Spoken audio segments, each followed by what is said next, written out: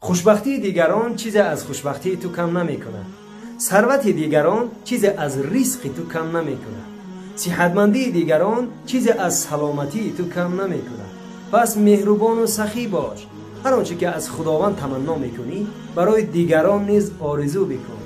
رسول اکرم صلی الله علیه و سلم فرمودند که کسی از شما مؤمن شمرده نمی شود تا آنکه دوست داشته باشد برای برادرش هر آنچه که برای خود دوست می‌دارد. بخاری و مسلم روایت می‌کنند.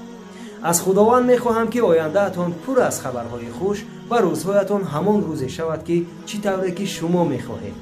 برکت الله نصیب شما ای بندگان خدا. السلام علیکم.